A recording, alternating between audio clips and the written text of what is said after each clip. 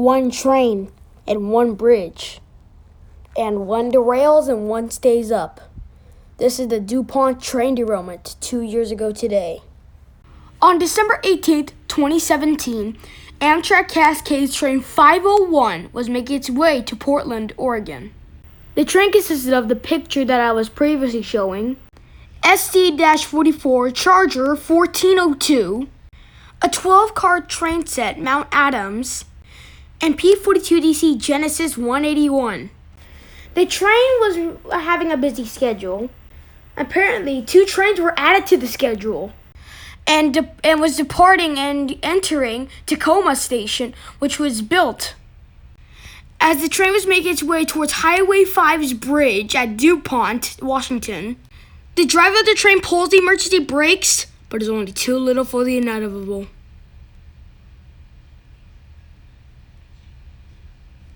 The train flies into Highway 5 and either in the embankment or the intersection.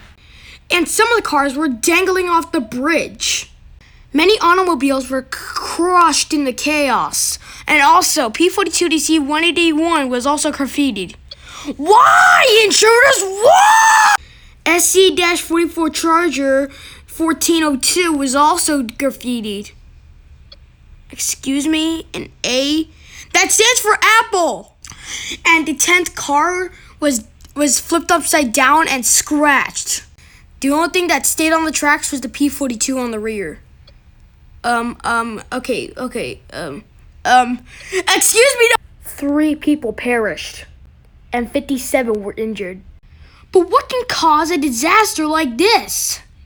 And also, this was one of the worst train wrecks in Amtrak and Washington's history. And it was as similar as the Back Bay train collision in 1990, which killed nobody, but however, this was about 3 times more catastrophic. The investigation was launched about the NTSB.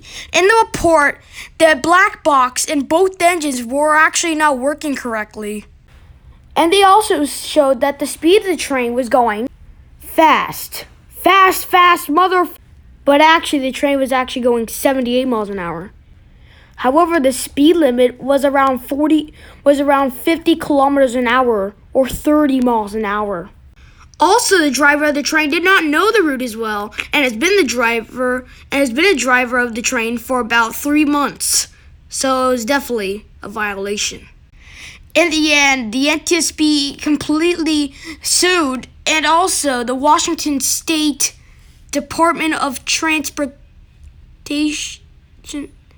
I guess I'll just call it WashTrans, and Sound Transit. The SC-44 and all of the coaches were scrapped. This was the first SC-44 Charger to be scrapped in the whole own universe. 181 was put back into service. The bypass for Highway 5 and 811, or 115, I think, was basically closed for about 3.5 days. But we might never see a crash like this 2 years later, right? And I hope you're ready to see more documentaries.